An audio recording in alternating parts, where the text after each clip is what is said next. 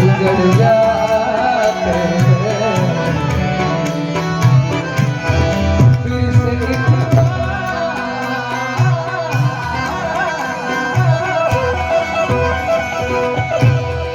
फिर से एक बार उजड़ जाते हैं चलते समय बढ़ जाते हैं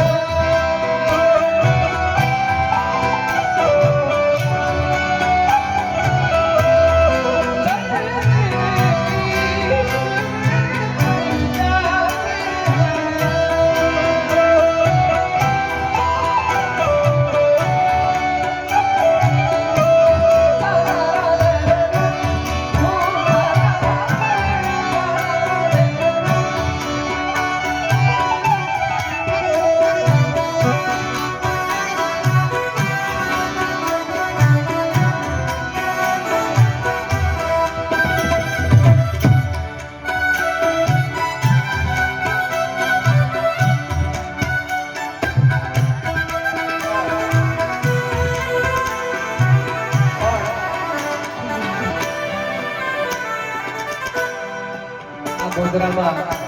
પહેલી વાર આવવાનું થયું છે એટલે